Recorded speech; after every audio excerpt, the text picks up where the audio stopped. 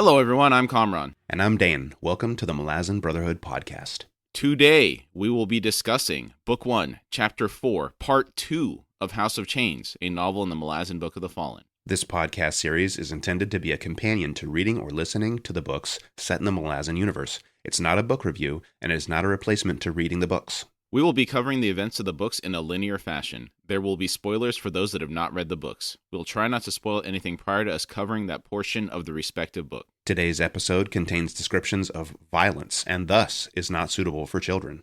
Only violence, not extreme violence. I think it's extreme. You think it's extreme? I do. Today's episode contains descriptions of extreme violence, and thus is not suitable for children. Integrity.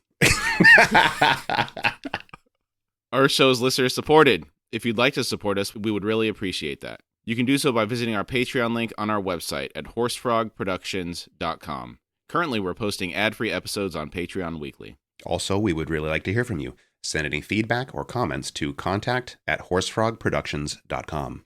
All right, Chapter 4, Part 2.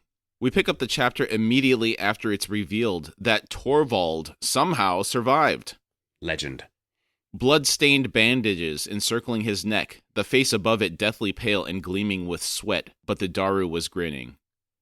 Torvald drew up to Karsa's side as he whispered, "Time to go, friend," then raised something that looked very much like a shackle key. Karsa whispered, "Who is with you?" Torvald's eyes glittered as he said, "Oh, a motley collection indeed. Grawl tribesmen here doing the sneaky work, and agents from their main trading partner here in Erlitan. The House of Nam, no less. Oh, aye, the thread of blood between us is thin as a virgin's hair, but it is being honored nonetheless. Indeed, with delighted vigor. Now, enough words, as you are wont to say. We don't want to wake anyone else." The man in chains beside Karsa murmured, "Too late." The Grawl behind Torvald moved forward, but halted at a strange, elaborate series of gestures from the prisoner. Torvald grunted and said, "That damned silent language." The man said, "It is agreed. I will be going with you." Torvald said, "And if you wasn't, you'd be sounding the alarm." The man said nothing. After a moment, Torvald shrugged and said, "So be it. All this talk, and I'm surprised everyone else in this line isn't awake." The man slowly straightened and said, "They would be, only they're all dead. No one likes criminals. Grawl have a particular hatred for them, it seems." A second tribesman, who had been moving along the line, reached them.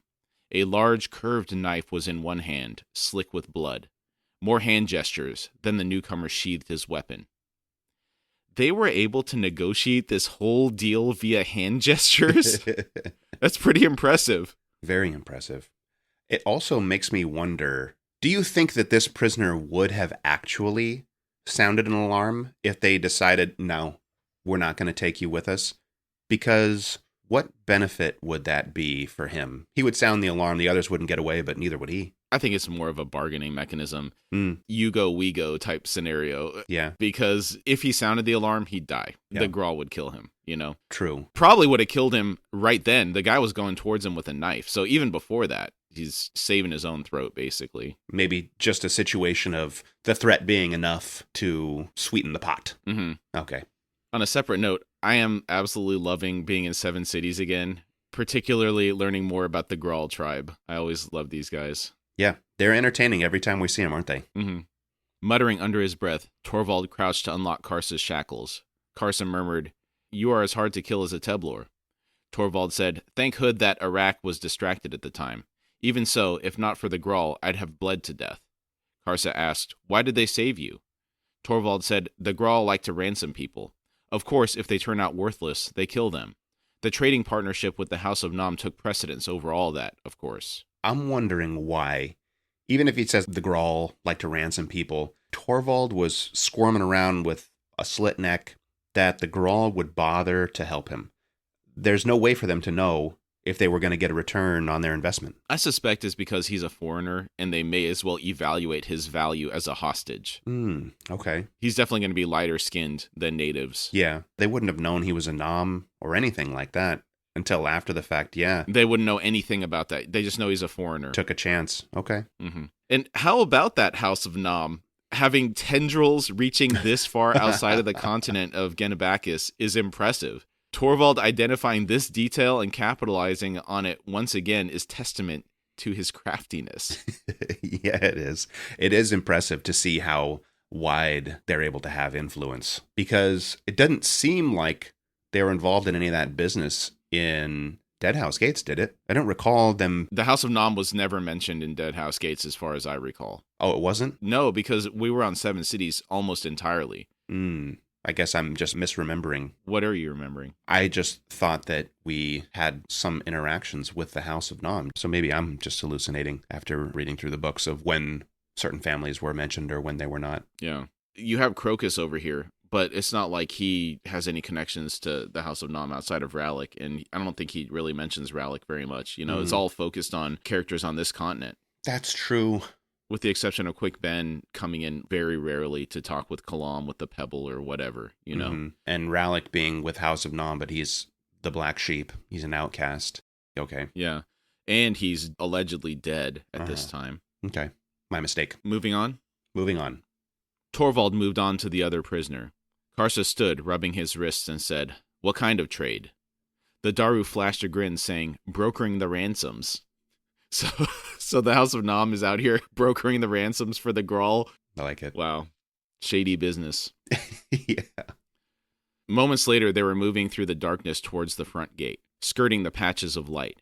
Near the gatehouse, a half-dozen bodies had been dragged up against the wall. The ground was soaked black with blood. 3 more Grawl joined them. One by one, the group slipped through the gateway and into the street beyond. They crossed to an alley and made their way down to the far end, where they halted. Torvald laid a hand on Karsa's arm and said, "Friend, where would you go now? My own return to Genebakis will be delayed a while. My kin here have embraced me with open arms, a unique experience for me, and I plan on savoring it. Alas, the Grawl won't take you. You're too recognizable." The other man said, "He will come with me, to a place of safety." Torvald looked up at Karsa, brows rising. Karsa shrugged and said, "It is clear that I cannot be hidden in this city, nor will I further endanger you or your kin, Torvald Nam. If this man proves unworthy, I need only kill him." The man asked, "How long until the compound guards are changed?" Torvald said, "A bell at least, so you will have plenty." Sudden alarms shattered the night from the direction of the Malazan garrison. The Grawl seemed to vanish before Karsa's eyes, so quickly did they scatter. Karsa said, "Torvald Nam, for all you have done for me, I thank you." The Daru scurried over to a pile of rubbish in the alley. He swept it aside, then lifted into view Karsa's bloodsword and said, "Here, friend." He tossed the sword into the Teblor's hands and continued, "Come to Darujistan in a few years' time." A final wave, then Torvald was gone. This warms the cockles of my heart.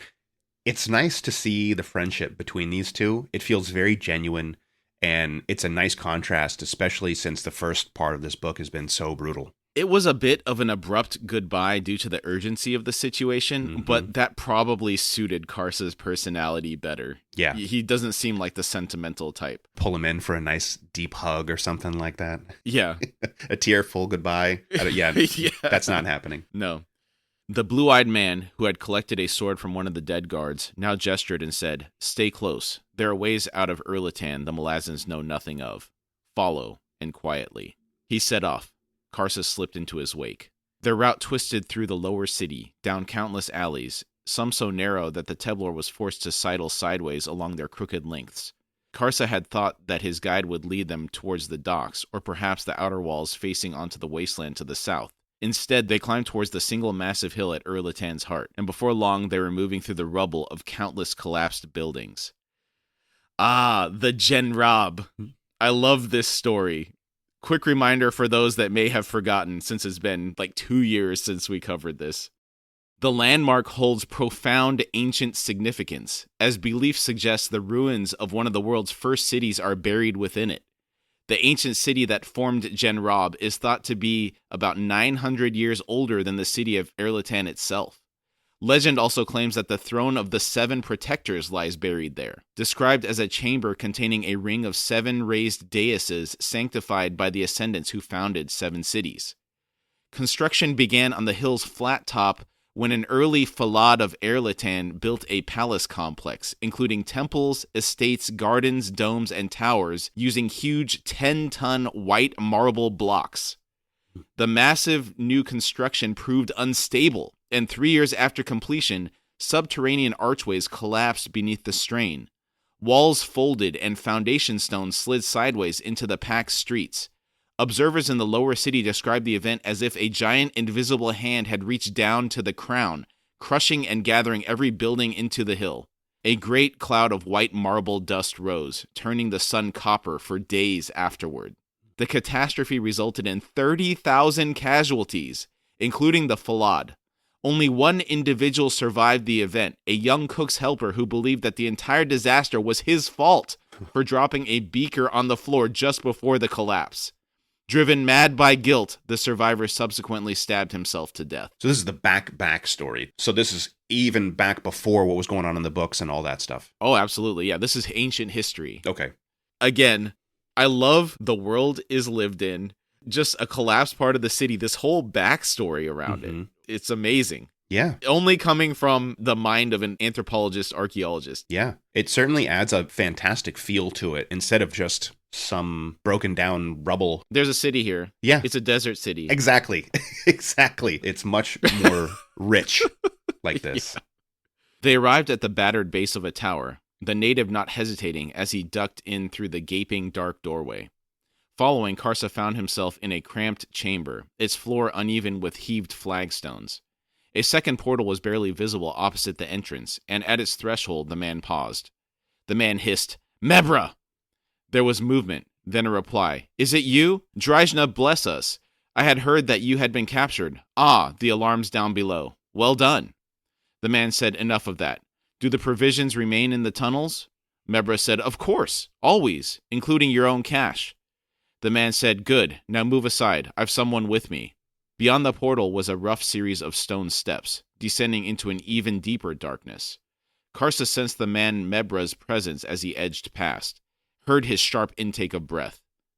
The blue-eyed man below the Teblor halted suddenly, then said, "Oh, and Mebra, tell no one you have seen us, not even your fellow servants to the cause. Understand?" Mebra said, "Of course." The last time we saw Mebra was in Deadhouse Gates. Kalam had tracked him down looking for the signs that would allow him safe passage through the desert as a repayment of a debt. Kalam had taken the Book of Drajna from Mebra as an insurance policy to make sure he wasn't double-crossing him. Mebra begged Kalam not to take the book and take him instead.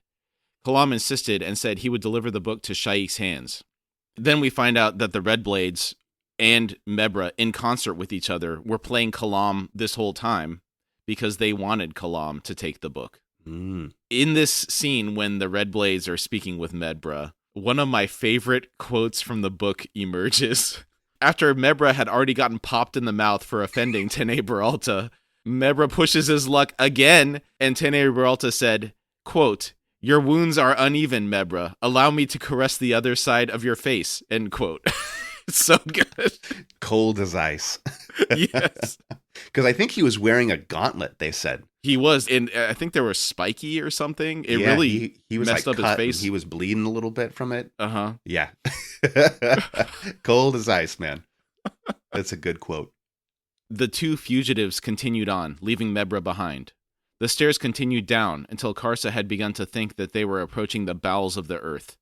When it finally leveled out, the air was heavy with damp, smelling of salt, and the stones underfoot were wet and streaked in slime. At the tunnel's mouth, a number of niches had been carved into the limestone walls, each one holding leather packs and travel gear.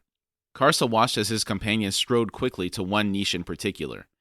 After a moment's examination, he dropped the Malazan sword he had been carrying and drew forth a pair of objects that moved with the sound of rustling chain. The man nodded towards a nearby niche and said to Karsa, "Take that food pack, and you will find a talaba or two, clothes and weapons, belts and harnesses. Leave the lanterns. The tunnel ahead is long but has no branches." Karsa asked, "Where does it lead?" The man replied, "Out." Karsa fell silent. He disliked the extent to which his life was in this native's hands, but it seemed that, for the time being, there was nothing he could do about it. Seven Cities was a stranger place than even the Genebacan cities of Malinteus and Genebaris. The lowlanders filled this world like vermin, more tribes than the Teblor had thought possible, and it was clear that none liked each other. While that was a sentiment Karsa well understood, for tribes should dislike each other, it was also obvious that, among the lowlanders, there was no sense of any other sort of loyalty. Karsa was Urid, but he was also Teblor. The lowlanders seemed so obsessed with their differences that they had no comprehension of what unified them, a flaw that could be exploited. Seems like a common theme, doesn't it? One that's been repeated many times throughout history, even in real life, it seems. Yeah. If we go back to something you brought up a few weeks back, talking about how Karsa was going to avenge Bairoth and Delim's deaths, even though he felt like they abandoned him, but they are still Teblor, and so there's that common bond between them, one that the lowlanders don't share, and he feels the obligation to honor that bond. As well as the Sunid, I guess it's okay for other Teblor to go from one tribe to another and wreak havoc, but as soon as it's the lowlanders, that common link of we're all Teblor come to the forefront. Yeah, I agree. It's infighting as long as there's no external threat that would cause everyone to unify to survive. Does that sound about right? Mm-hmm, exactly. It does feel, especially in America today, like we're so divided. And in reality, most views that people share are probably like 90% in alignment, you know? Mm-hmm. There's just a few issues that people hyper focus on that they don't agree with. But in most cases, most people probably just want to be able to live their life in peace and have safety and be able to just live their life. It makes me wonder, in many movies, you've seen this concept of somebody is trying to invent a crisis to unify people. I think Watchmen, that was one of the core central themes. Ozymandias, didn't he invent some crisis to unify everyone together? Do you remember that? I've never watched The Watchmen. I think that was one of the core concepts of the book, was this super intelligent human guy. The world was kind of moving towards like a nuclear crisis, and he invents some outside threat to try to get everybody to unify, you know, or like aliens come to the world. Right. And so now we have to band together as humans to survive. Otherwise, we're just going to get enslaved. You know, those concepts are always there. They are. Yeah. I remember my wife is from New York. So when the towers got hit and there was the same kind of a thing, something, everybody comes together and they're, like you said, great unity. Some catastrophe creates great unity, even for as short-lived as that seemed to be. But whatever it is, there's some outside catastrophe that seems to bring people together. In Seven Cities in particular, bringing it back to the Malazan universe, it seems like there's just this generational hatred concepts with these tribes. Yeah. These are ancient rivalries. They're not going to get along with each other for the most part, unless the outside forces of the Malazans come in, and then maybe they have to unify in order to try to fight against them. Mm-hmm. The pace set by Karsa's guide was fierce. And though most of the damage done to the Teblor was well along in healing, his reserves of strength and stamina were not what they had once been. After a time, the distance between the two began to lengthen, and eventually Karsa found himself traveling alone through the impenetrable darkness, one hand on the rough-hewn wall to his right, hearing only the sounds of his own passage. The air was no longer damp, and he could taste dust in his mouth. The wall suddenly vanished under his hand. Karsa stumbled, drew to a halt. The man said from somewhere on the Teblor's left, "You did well, running hunched over as you had to be. Not an easy task. Look up." You know, I was going to commend the Lowlander's speed, given how much faster he was than Karsa, but then I realized Karsa was low walking through this tunnel, and that would be a huge pain, especially with a pack on your back. Yeah. I'm also a little surprised. I just thought about this. I thought that the Teblor had exceptional night vision, and he's going through this tunnel. I guess there's just no light at all, so he just has to trust the hand along the wall. Yeah, that's what it feels like. Okay. They can see when there's a little bit of light, but yeah, that must no be light is something else entirely. Okay. Karsa looked up and slowly straightened. There were stars overhead. The man continued, "We're in a gully. It will be dawn before we climb out of it. Then it's 5, maybe 6 days across the Panpotson Odan. The Malazans will be after us, of course, so we will have to be careful. Rest a while. Drink some water. The sun is a demon and will steal your life if it can. Our route will take us from one place of water to the next, so we need not suffer." Karsa raised his sword and said, "You know this land, I do not. But know this, I will not be taken prisoner again." The man replied, "That's the spirit." Karsa said, "That is not what I meant." The man laughed and said, "I know. If you so wish it, once we are clear of this gully, you may go in any direction you like.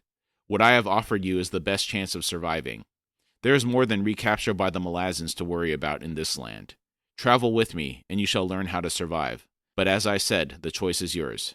Now, shall we proceed?" Another thing I see happening in Karsa's growth is his capacity to start trusting other people, at least a little bit. In the beginning of the book, I feel like Karsa was not doing that. As you had said, his plan was the only plan in almost everything. He had no exposure to anyone outside of the tribes.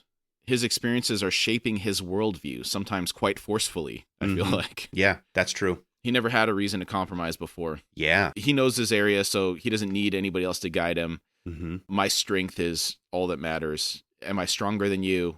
Am I war leader? Yeah. Are you subservient to me? I think you're right. There you go.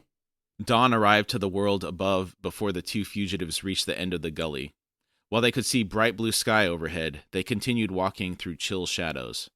The means of exit was marked by a tumbled scree of boulders, where a past flood had undercut one wall, sufficiently to trigger a collapse. Clambering up the slope, they emerged onto a heat-blasted land of weathered crags, sand-filled riverbeds, cacti, and thorny bushes, the sun blindingly bright, making the air shimmer in all directions. There was no one in sight, nor was there any sign that the area was inhabited by anything other than wild creatures. Ugh. Back in the desert.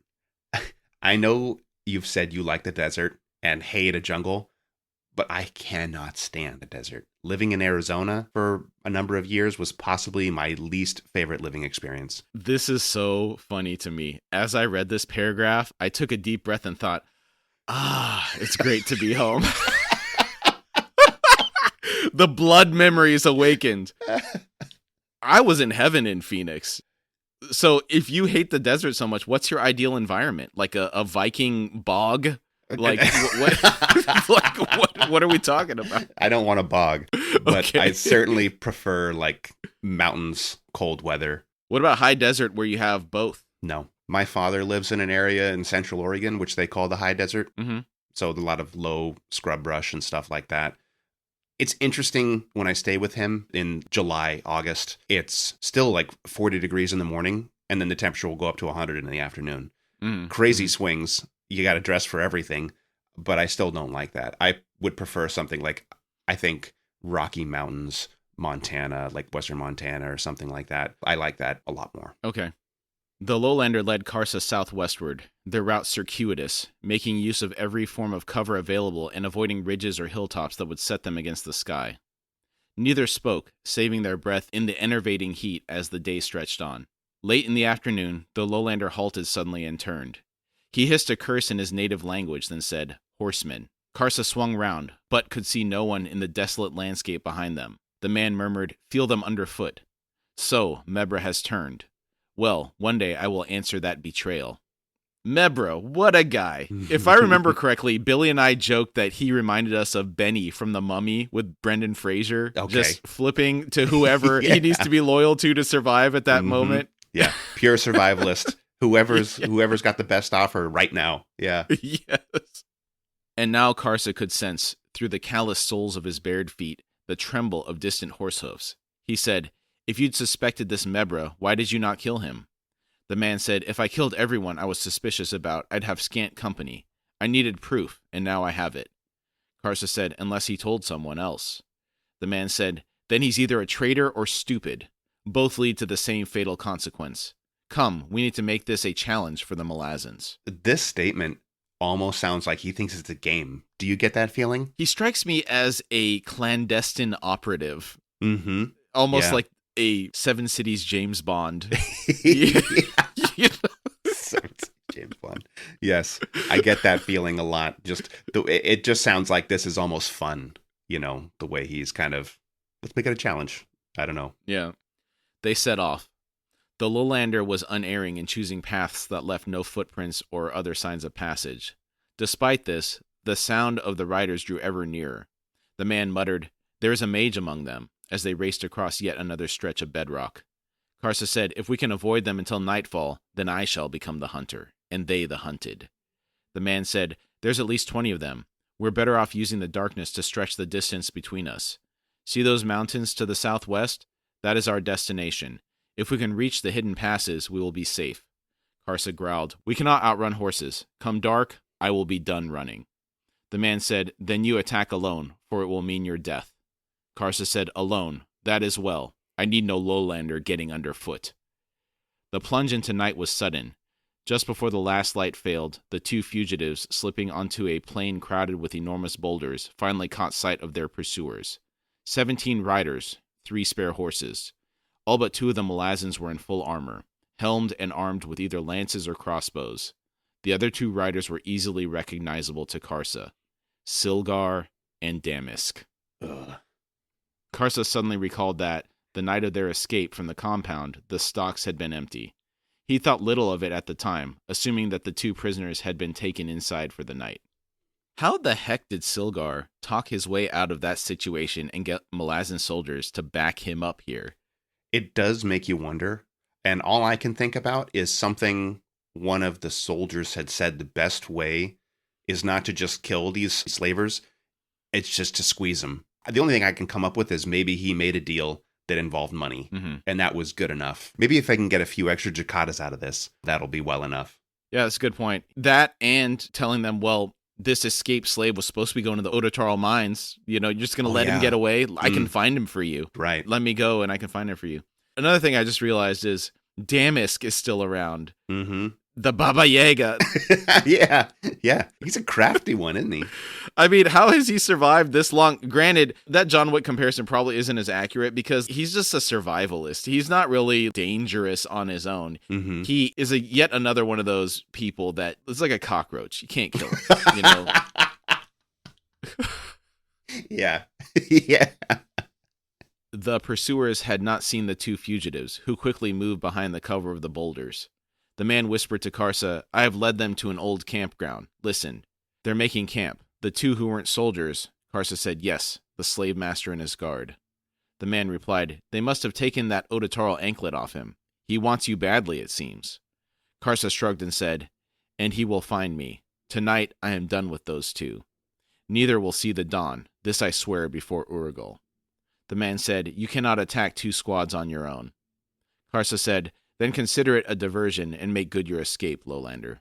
With that, the Teblar swung about and made his way towards the Malazan camp. He was not interested in waiting for them to settle.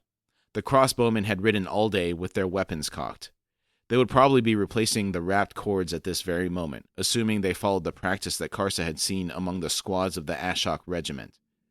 Others would be removing saddles and tending to the horses, whilst most of the remaining soldiers would be preparing to cook meals and raise tents. At most, there would be 2 or 3 guards establishing a picket around the camp. I thought that was very observant of Karsa to learn about the practices of the soldiers in the Ashok regiment when he was in their captivity. I agree. Very, very astute. He's picking up a lot between language, paying attention to what the soldiers are doing. He's very capable, and I thought the same thing. I thought that was very interesting that he is able to pick up on this stuff. He's not just bumbling through life. Yeah, he's definitely not bumbling. Karsa paused behind a huge boulder just beyond the Malazans. He could hear them setting up their position for the night. The Teblar collected a handful of sand and dried the sweat from his palms. Then he hefted his bloodsword in his right hand and edged forward. 3 fires had been lit, using dung. The hearths ringed with large rocks to cut the light cast out by the flickering flames. The horses stood within a rope corral, 3 soldiers moving among them. A half-dozen crossbowmen sat nearby, their weapons dismantled on their laps. 2 guards stood facing the plain of boulders, one position slightly behind the other. The soldier closest to Karsa held a drawn short sword and a round shield, his companion 6 paces behind him a short bow, arrow nocked. There were, in fact, more guards at the pickets than Karsa would have liked, one visible on each other flank of the encampment. The bowman was so positioned as to permit him a field of fire for every one of them. Crouched before a fire pit near the center of the camp were Silgar, Damisk, and a Malazan officer, the latter with his back to Karsa. The Teblar silently worked his way around the boulder. The guard closest to him was looking to the left at the moment, 5 paces to close in a charge. The bowman had turned in his restless scanning towards the guard at the far end of the camp. Karsa thought, now. The helmed head was swinging back, the weathered face pale beneath its rim, and then Karsa was alongside him, his left hand snapping out to close around the man's throat. Cartilage collapsed with a dry popping sound, enough to make the bowman whirl. Had his attacker the short legs of a lowlander, he would have had a chance to loose his arrow. As it was, he barely had time to draw before the Teblar reached him. The man's mouth opened to shout as he tensed to throw himself backward. Karsa's sword flashed outward, sending the helmed head tumbling from shoulders. Armor clattered behind him as the corpse fell to the ground. Faces swung round. Shouts rang through the night. 3 soldiers rose from a hearth directly in front of the Teblar. Short swords hissed from scabbards. One Malazan threw himself into Karsa's path in an effort to give his companions time to find their shields. A brave and fatal gesture, for his weapon's reach was no match for the bloodsword. The man shrieked as he lost both forearms to a vicious lateral slash. One of the next two Malazans had managed to ready his round shield, raising it into the path of Karsa's downward swing. The bronze-banded wood exploded at the impact, the arm holding it shattering beneath it. As the soldier crumpled, the Teblar leapt over him, quickly cutting down the third man. A blaze of pain along the top of his right thigh as a lance ripped a path to thrum into the dusty ground behind him. Wheeling, he whipped his blade around in time to bat aside another lance which had been about to strike his chest. Footsteps rushing him from behind and to the left, one of the picket guards, while directly before him, 3 paces distant, stood Silgar, Damask, and the Malazan officer. The slave master's face was twisted with terror, even as sorcery rose into a writhing wave in front of him, then roared towards Karsa. The magic struck him at the precise moment that the picket guard arrived. Sorcery engulfed them both. The Malazan scream ripped through the air. Grunting at the writhing, ghostly tendrils seeking to snare him in place, Karsa surged through it and came face to face with the slave master. I'm wondering why Silgar is trying to use magics on Karsa here. Maybe just a force of habit? Surely he knows that magic doesn't work on him. Does he know that?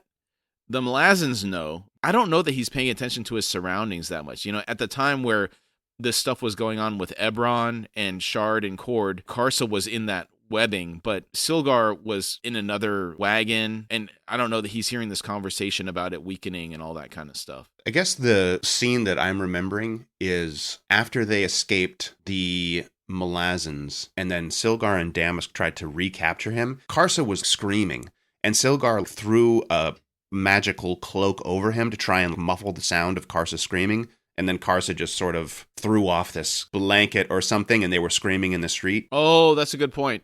But maybe, like you're saying, he did that.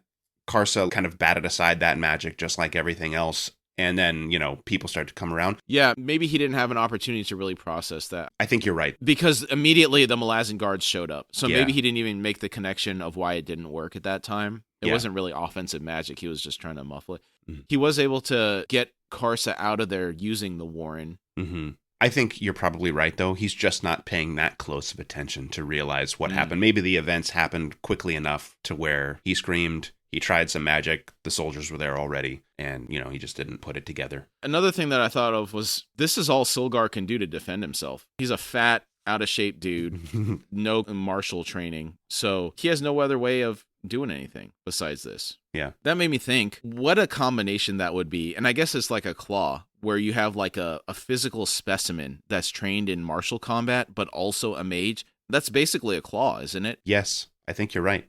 Yeah. What a dangerous combination. Yeah. What do they typically use? They're using like Makra, aren't they? I don't know. Makra, there's only a few people that I recall using Makra. What were they using? One of the Shadow ones, I thought. It was just kind of to help. So Makra is an offshoot of Shadow, isn't it? But maybe that's more mental warfare? Is that what that one was doing? Yeah. Okay. Damask had already fled. The officer had thrown himself to one side, deftly ducking beneath Karsa's side swing. Damask, he gets out again. He's done. Silgar threw his hands up. Karsa cut them off. The slave master reeled back. The Teblar chopped down, severing Silgar's right leg just above the ankle. The man toppled onto his upper shoulders, legs in the air. A fourth swing sent the left foot spinning. Good. It's a rare thing to see these despicable characters get some level of comeuppance. As satisfying as it is, I try not to give in to my bloodlust too much, lest I delve too deeply. It is a poisoned chalice, Dane. I mean, you're a better man than I am.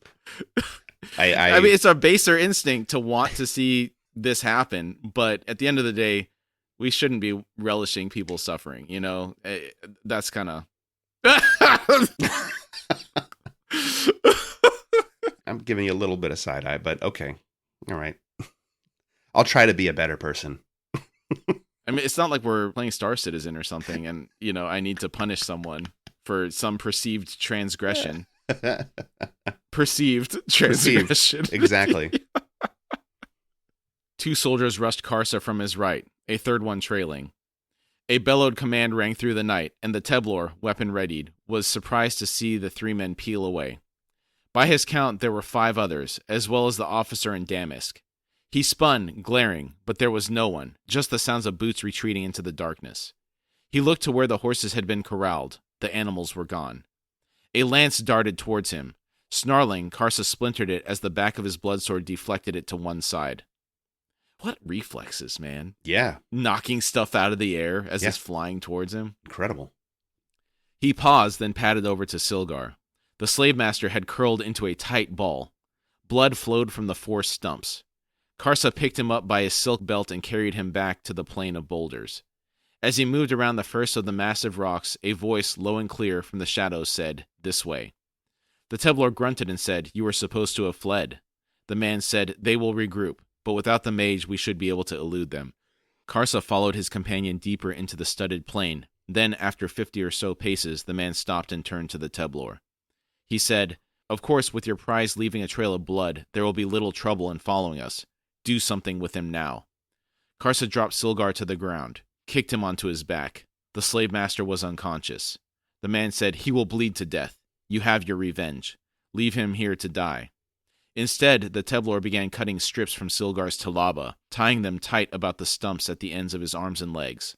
The man said, "There will still be some leakage." Karsa growled, "Which we shall have to live with. I am not yet done with this man." The man said, "What value is senseless torture?" Karsa hesitated, then he sighed and said, "This man enslaved an entire tribe of Teblor. The Sunid's spirit is broken. The slave master is not as a soldier. He has not earned swift death. He is as a mad dog, to be driven into a hut and killed." The man said, "So kill him." Karsa said, "I shall, once I have driven him mad." Karsa lifted Silgar once more, throwing him over a shoulder, then resumed, "Lead us on, Lowlander." Hissing under his breath, the man nodded. This was another strange occurrence of torture. When Karsa had stated multiple times that this is not the Teblor way, maybe Silgar's crimes are at a level that he feels like it's justified. What do you think? Yes, he wants to punish him. There's nothing else to say, man. Yeah. He wants to punish this guy for his transgressions. Yeah, it's a pretty steep cost, ruining an entire tribe by this one individual. Part of me thinks it's really dangerous to leave this guy alive. This guy has proven to be very crafty. Yeah. I don't like the idea of him just not finishing him. I agree. Seems like one of those things that could come back to bite him. Yeah. 8 days later, they reached the hidden pass through the Panpotson Mountains. The Malazans had resumed their pursuit, but had not been seen since 2 days past, indicating that the efforts to evade them had succeeded. They ascended the steep, rocky trail through the course of the day. Silgar was still alive, fevered and only periodically aware. He had been gagged to prevent him making any sounds.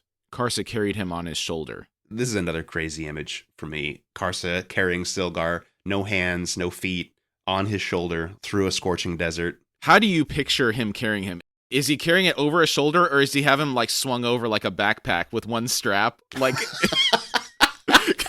how do you picture it? I had thought kind of tossed over a shoulder, like he's holding on to the legs. I thought he like had a strap on him and just like flung him over, like, you know, in school you have your backpack on one shoulder. That's how I pictured it. This guy like flopping around, no limbs on him, just the torso. Oh my God. Morbid. Shortly before dusk, they reached the summit and came to the southwest edge. The path wound down into a shadowed plain. At the crest they sat down to rest. Karsa dropped Silgar to the ground, then asked, "What lies beyond? I see naught but a wasteland of sand below." His companion replied in a reverent tone, "And so it is, and in its heart, the one I serve." He glanced over at Karsa and continued, "She will, I think, be interested in you, Teblor." The man smiled. Karsa scowled and said, "Why does the name of my people amuse you so?" The man replied, "Amuse? More like appalls. The Fen had fallen far from their past glories, yet they remembered enough to know their old name. You cannot even make that claim. Your kind walked this earth when the Talan Imas were still flesh. From your blood came the Barghast and the Trill. You are Thelomen Toblakai."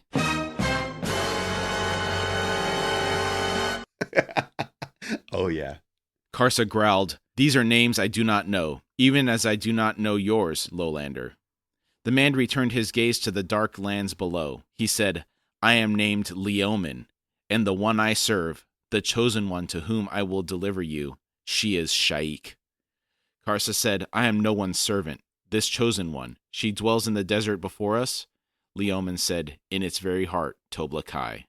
In Raraku's very heart. Dude.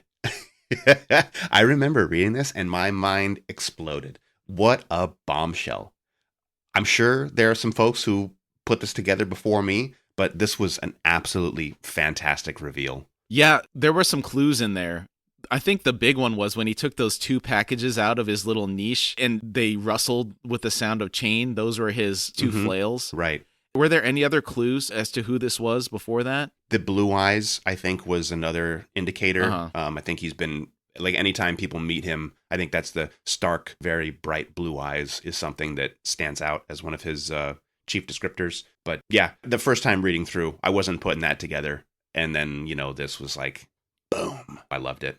This is also a very old race, as Leoman says. They were around when the Talanamas were still alive. From their blood spawned Trell and Barghast. Quite a storied history. Oh, yeah. One of the elder races. Yeah. And Bellerdan Skullcrusher, thinking way back to Gardens of the Moon, he was also a Thelaman. I don't think a Tobla Kai. I'm not exactly sure the distinction, but now we have an actual name to tie some of these characters together throughout the whole series, which is a lot of fun. Yeah, so on that point, Bellerdan was identified as one of the Thelaman race, although Steven Erikson called him a Thel-Akai in an interview. Thel-Akai were even bigger than, and technically the ancestors of, Thelaman. Okay. Bellerdan claimed his Thelaman blood made him a descendant of the Jagut. That's kind of a weird intermixing. Yeah. Because if you think about what was supposedly going on around Karsa's area, there was a Jagut in those mountains that the Talani Mass went to go kill. So it kind of makes you wonder, was there some relationship there between that Jagut way in the past and the Tobla Kai in the Tobla Kai Tundra, I think it's called, which that later on plateau, the Tobla Kai Tundra is like the north area of that. Okay. It was also said that Bellerdan was so tall that even when kneeling, his head came near to Tattersail's full height. Wow. Yeah, that's big. Big boy. Even bigger than Karsa here. Yes. Wow. Yeah, so he was even purer blood, it seems. And thus the chapter and book end. What a way to end it. A momentous occasion. Yeah. For standout moments. I love that Torvald comes through again and saves Karsa. He's been at his side this whole, well, not this whole intro, but since they met, he's always come through. Saves him from drowning, saves him from being captured. Great stuff. He's a great character, and I really appreciate his introduction to the books. He brought a good amount of levity, and I think humanity to Karsa. You know, like levity to the story, but humanity to Karsa. I think he was one of the critical people for Karsa to meet to progress him forward as an individual. Yeah, definitely. I love these encounters with the Grawl. They never seem to align too closely with anyone else unless it's purely for their own gain or profit. but they seem to scare the crap out of everybody they encounter. You know, I can't remember if you've ever mentioned this before, but they make me think of the Sand People, the Tusken Raiders. Absolutely. That's a great pull. I totally see that. It's so good. Of all the tribes we've encountered, they are right behind the Wiccans for me in terms of how much I like them. The fear/reverence everyone has when they speak of the Grawl certainly make them an intriguing addition to the books. Yeah, definitely. This encounter with Mebra, not that it's a huge piece, I think it's only a few sentences, but I love how these little elements start to connect the story and timelines throughout the previous books. Agreed, and I love the setting of the Genrob as a backdrop to seeing Mebra again. Yeah, really good stuff. Silgar getting what's coming to him, maybe, hopefully, but that image of Karsa carrying, in my head, basically a torso, you know, through the desert, really kind of a crazy image. Yeah, the backpack slung over one shoulder. Yeah. And finally, the reveal of this prisoner being Leoman and connecting that to Dead House Gates. So cool. The feeling I had of that last couple paragraphs was at the end of Star Wars Episode 3, as it's closing out the movie, you have the 2 infants that are being delivered to Aunt Beru and Uncle on Tatooine for Luke, and then on Alderaan, Senator Organa for Leia. And then you have Darth Vader being created by Anakin going into the suit. It just felt like we're coming back to an area we know where it goes to a certain point. Yeah. And that circular story is something that I appreciated about this, because it takes you right back to when Kalam delivers the book to Shaik. Toblakai and Leoman are there guarding Shaik, and then they have that whole big battle scene where the Red Blades come to assassinate Shaik and succeed. Yeah, very nostalgic for me. Yeah. It's so much fun. These little connections. You go back, you skip a whole book, skip over Memories of Ice and go all the way back to Deadhouse Gates to get this great reveal you've been waiting an entire book to get. Yeah, I just love to see it. And part of it is this entire portion of the book, it was so separated from the prior storylines where you have Gardens of the Moon, Deadhouse Gates, and Memories of Ice. They're all connected together in some way. You have characters that were involved in each of those, and it feels like that storyline was kind of like a trilogy. And then we go somewhere else entirely. We have Karsa, whole different story. This epic journey going on of, he's in the tribes doing these raids, and then it gets a bigger and bigger world as he goes. So to bring us back to something from Deadhouse Gates, I think now it's like, okay, we're connected back to the main overall storyline. But it was cool to have that adventure that was off to the side. The other thing that stands out for me is he's just Toblakai in Deadhouse Gates. He's mysterious. He's massive. He's obviously a very capable fighter. All these cool things. Just like, but he's an enigma at that point. You don't know anything about him. You don't know his name, nothing. And then you get all of this whole journey that defines who he is. And then when you think back to Deadhouse Gates, and it all kind of starts to, all the tumblers start to line up, and just fantastic writing. Love it. Toblakai, at that point, sure, he's mysterious, but you don't really have a sense of what he's capable of. Right. He's just a bigger guy with a big sword. We've seen what he's capable of now, and we actually have a really good idea of how big he actually is and his speed to match. So I think that's really important context around the character that we didn't have before. Yeah, good stuff. Great job today, Dane. Good job, Kamraun. You got any final thoughts before we drop off here? Just to reiterate what we were just kind of talking about, we're leaving book 1, we're going into book 2, and leaving that part of Karsa's story behind. And as you mentioned, starting to tie back into the larger world, 7 cities and stuff like that. I'm excited to get into the next bit and see where else this fantastic story is going to lead us. Yes, I'm looking forward to getting connected back with some people that have been mentioned before that we're familiar with. Maybe some that we haven't met too much, so we'll get to learn more about them. It's going to be fun. Yep, looking forward to it. All right, thanks, everybody. We'll see you next week. We'll see you next week.